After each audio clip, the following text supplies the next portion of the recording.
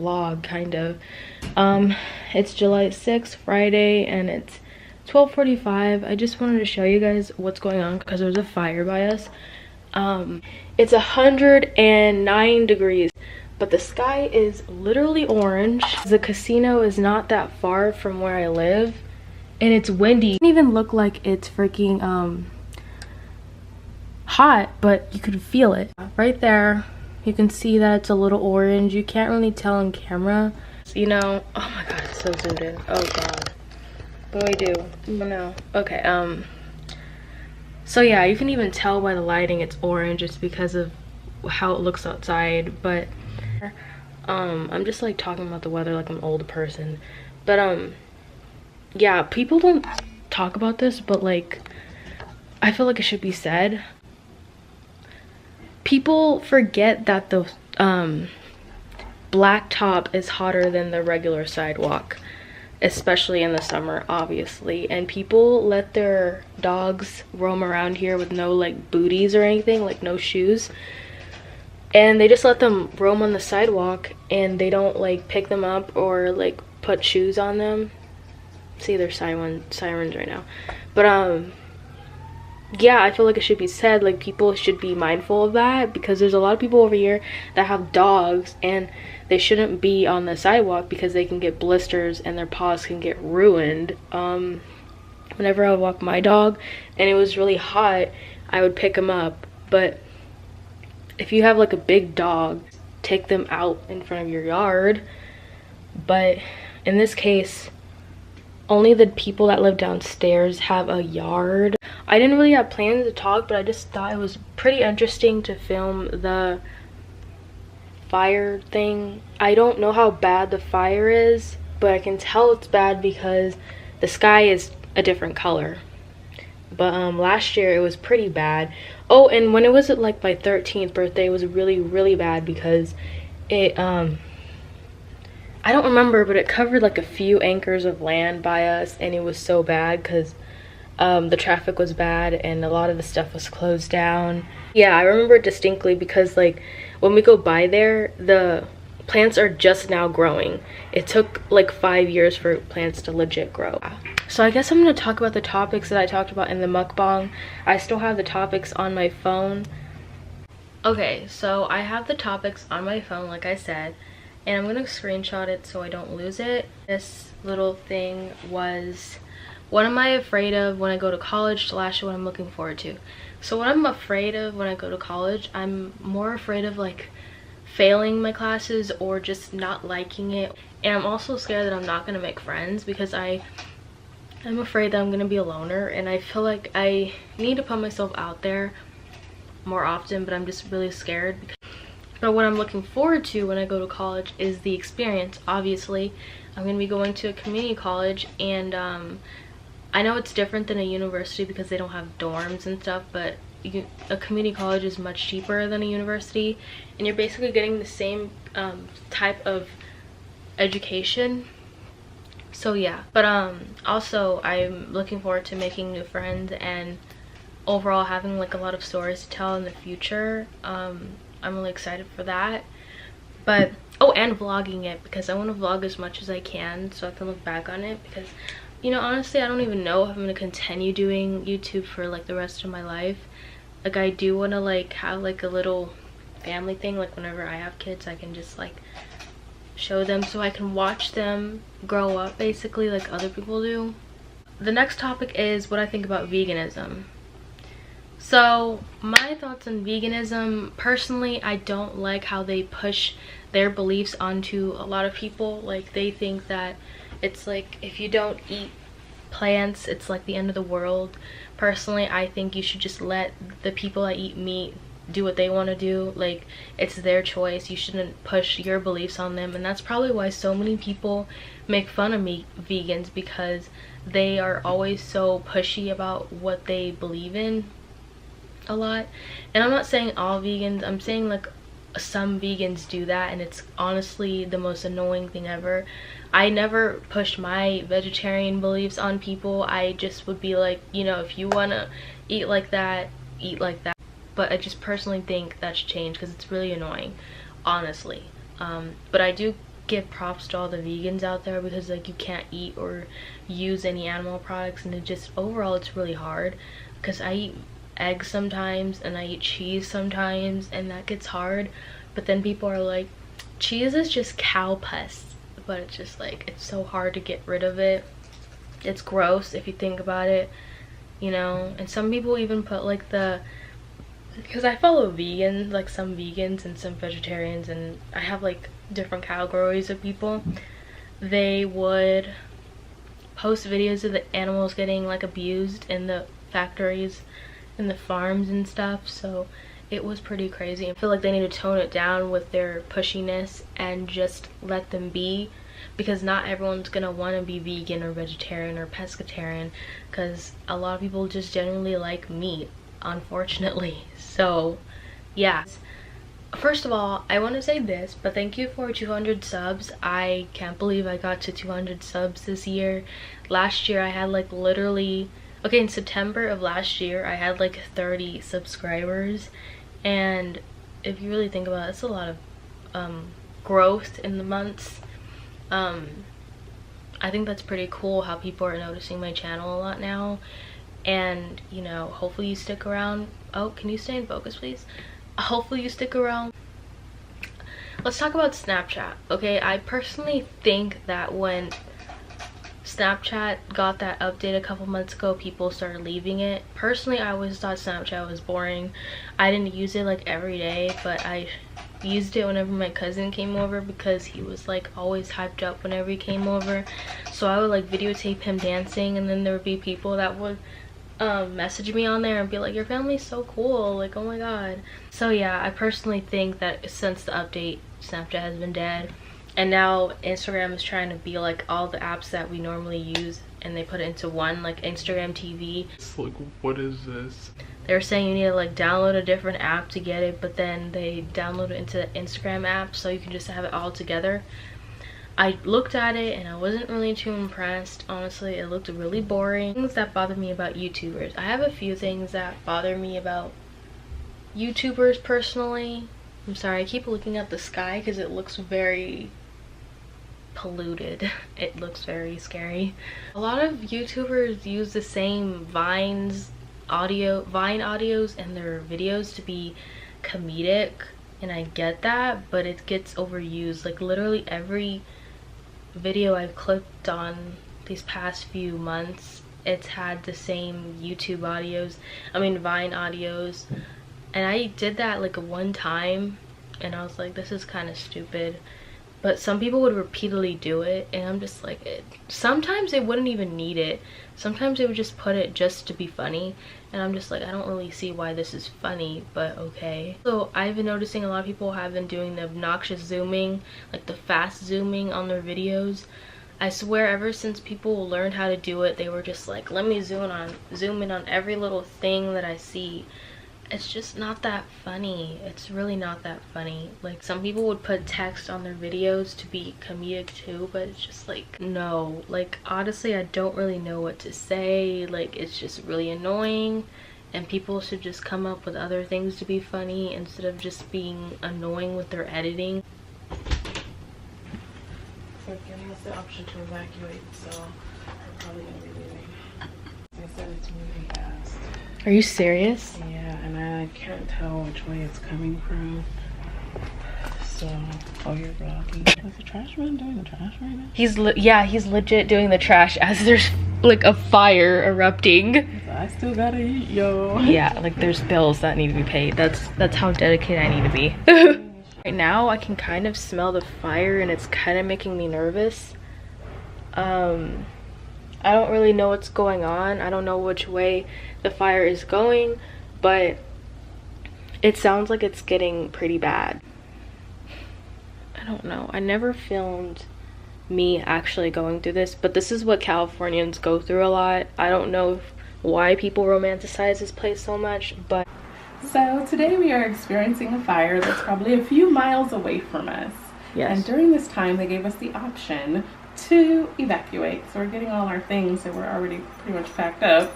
Yeah, moving them to the living room now. This is basically the zombie apocalypse if you actually look outside.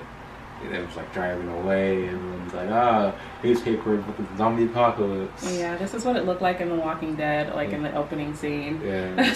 Yeah, they're just like falling asleep. They don't even know what's going on.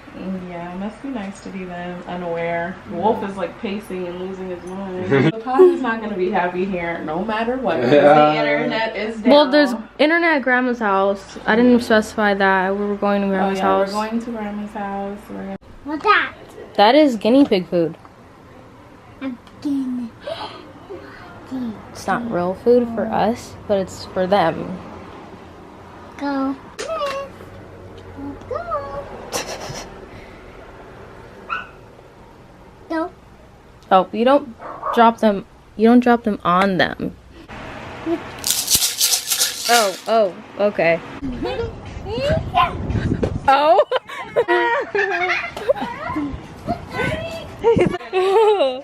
Oh no! Come on, get her back, get her back. It's okay. Get her. He looks hurt.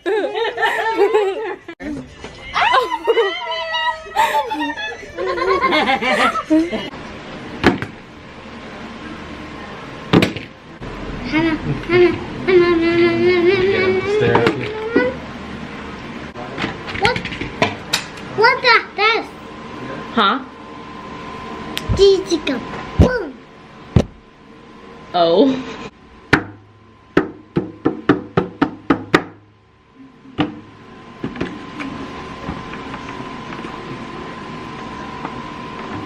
So it's the next day, and I apologize for leaving you guys on a really weird note. Let me push this out of the way. For leaving you guys on a really weird note. There was too many things going on, so I'm just gonna explain everything to the best of my ability, because you know I couldn't do it while I was at my grandma's house because there was too many people there.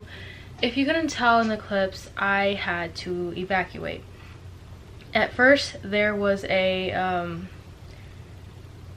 option at first if you want to evacuate or not. So my mom was like, you know, we should pack the things that we need because we don't know how long we're going to be gone.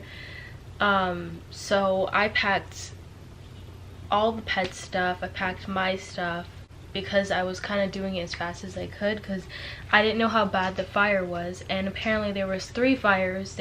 The West Fire, the Valley Fire, and the Holiday Fire.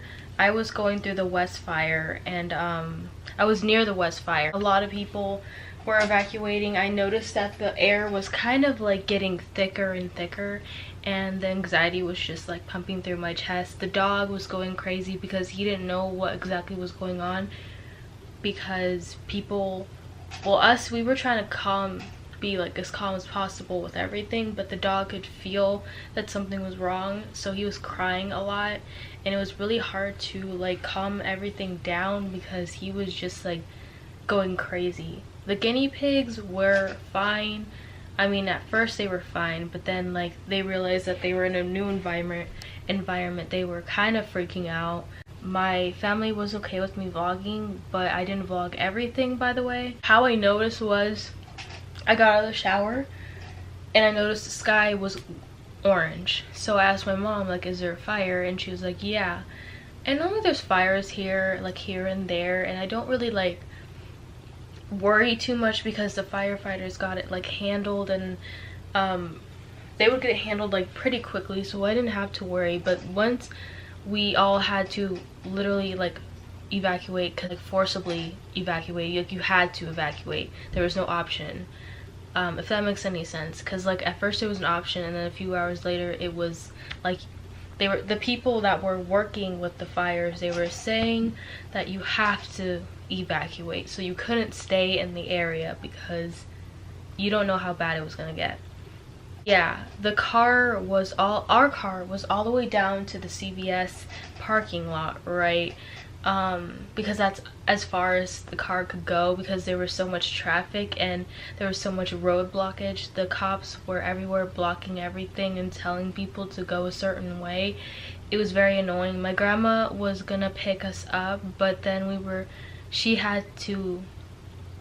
was at Carl's Jr., which isn't too far away from me. She stopped there and they wouldn't let her in, so she had to go all the way home and I felt bad because she really did try, and I am thankful for that because it was hot as heck, by the way, and everyone was already pissed off as it is because it was 110 degrees. My dad ended up picking us up. We had to walk all the way to CVS, and you know, it's not too far when you're walking, but like in the heat it feels like you're miles, like 10,000 miles away from your destination. And especially with 3 animals now, because I am down to 3 animals. Just decided, you know, I carried this green box all the way down to the CVS parking lot, and it's not heavy. The guinea pigs were in there, they were chilling, they were kind of confused on what was going on. The dog wanted to be on the ground, but it was just way too hot, and the second he touched the ground he got blisters, and I felt really bad. There's cars driving crazy because they didn't know what was going on. We only had, well, we decided before we left that we were only gonna take our entertainment and crucial animal stuff, like the stuff that the animals really need. So I was pretty upset about that because I had this weird feeling we were going to be there for like an overnight, and I didn't really want to leave our clothes here and all our toiletries here, but my mom and dad wanted it to be here because first of all, we don't have a lot of room in our car. It's really small. So there's this lady that drove up to us and was like noticing that we were struggling to walk to our car in the heat, and we were the only ones really walking, and she was very nice, by the way. I do appreciate her because she offered us water and she offered us a ride, and I thank her for that because that's very nice, because no one did that with us, like in that neighborhood. No one did that. She gave the water bottle to my dog because she felt really bad for him because he looked really tired, and we didn't bring water bottles because we were only carrying things that we could really carry. So my brother was carrying heavy things, we all were carrying heavy things, and we were like, oh, my dad was like, oh, our car is just right there, it's okay. The streets where I live in, it looked like a ghost town. It looked like a zombie apocalypse. The air was thick, there was no cars really. There was a news reporter car, and there was all of the firefighter cars. Oh, my camera's gonna die.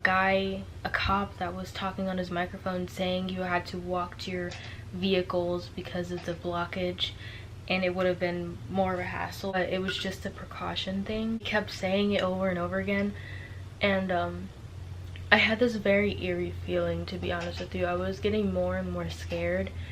I didn't know what to expect. I didn't know if I was gonna like live through this or not. Brockhampton dropped like a song yesterday, and it was called 1999 Wildfires, while we were going through the wildfires, and it made me sad. I didn't listen to it, but I saw it. I don't listen to the Brockhamptons a lot. Brockhamptons, I don't know if I'm saying it right, but I swore I saw a lady yelling at a cop, wondering what was going on, because I think she was just confused. There was people coming up to us in their cars asking us what was going on, because some people were confused. A lot of people were living it, and a lot of people lost their homes during this, and it's a serious thing. And this is probably like one of the serious videos I've ever had in my channel before. But I think all of the firefighters that put their lives through literally hell just to save us. So many people last night worked overnight just to put it out, and I felt so bad, but I also was growing impatient because of it. I was getting more and more anxious. So yeah, but if you enjoyed this video, give it a like, comment, and subscribe. Comment suggestions, comment feedback. If I look down in this video, I apologize. Like I said prior, I didn't sleep. I want to sleep, but I don't think I can because it's really hot. Hi guys, so we're gonna talk about our experience being evacuated. It's July 6th. Yeah. So we got a message from our management that said that we had the option to evacuate. Shortly after that, it was mandatory. So my husband, their dad, came up from work, and he wasn't able to get inside to where we live at. He had to walk about a fourth of a mile away and at CVS. And so thus the journey begins. We had to pack pretty much just the animal stuff because we had to carry it from that long distance. I really wish that the people that recorded us while we were walking down the street could send us the footage, because it did look crazy. Kimana had to carry her guinea pigs. Hopefully she showed you the green container that she carried down the street, and I had to carry the dog. He ended up at my mom's house, and I know how it was gonna go because we have a dog, Mr. Wolfpaz, as y'all know, and he doesn't get along with anyone, not even us. Yeah. So we went over there with our expectations very low because yeah. So we brought his crate with us, and we pretty much tried to make a schedule for the dogs because my mom has two big dogs, Raiden and Bo, and we have the little one. And so we made a schedule where he could kind of exercise and get out and go to the bathroom.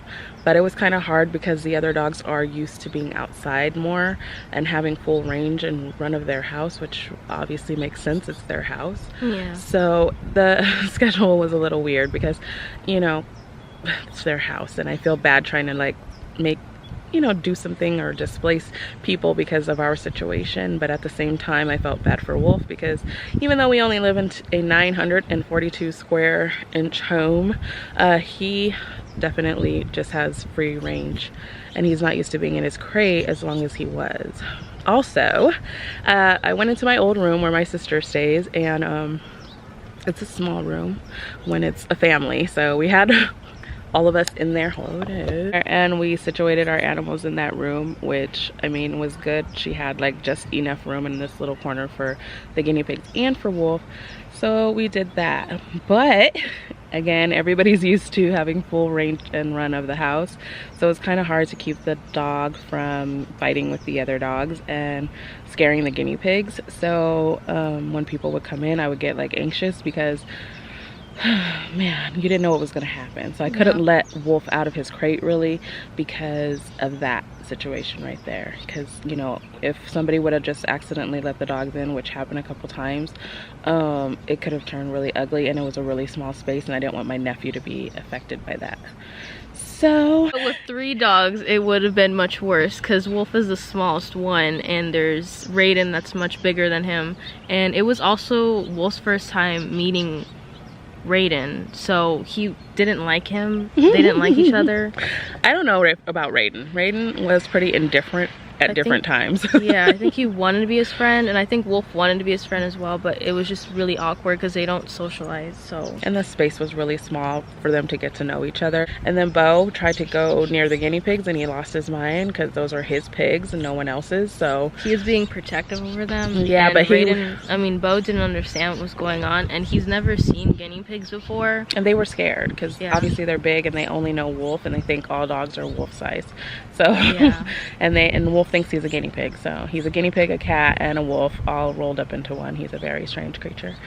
So at first I was in the room with my sister. Obviously my husband wanted to sleep in the same place as me, and I couldn't be booting my sister out. I sent Kimana up. It was kind of like all over the place how we were going to do it. The only one that knew for sure where they were sleeping was Tosh. So he already had his place. He was actually fine totally and everything like that. So as far as that went, we got a taste of living with our family again, and without a socialized dog and guinea pigs that have been exposed to bigger dogs, it was quite the experience. My family was great enough to let us come and stay with them. I'm appreciative of that. I don't have, you know, it was a good experience being with my family, but it was definitely separating the animals was the hard part. Yeah. So yeah, that was probably the hardest, and the sleeping arrangements was very hard. So that changed everything, and that would have helped out a lot, having the blow-up mattress and stuff like that. We just weren't prepared, and I guess in evacuations you're not always prepared. This is not our first time dealing with this, but it's our first time actually evacuating. So we've been up here for 5.5 years, and this was our first mandatory evac. So they closed off our streets, and you know, Kimana was anxious, but we just roll with the punches. Shout out to the firefighters. Thank you guys so much. I appreciate you. I already said mine. I don't know what we would do without you. There's been so many times that we have been in the ring of fire, which we call it, because it's always a fire all around us and we're in the middle. Yeah. And we don't know what we would do without you, so thank you guys. Yeah. And, all right, so that's it.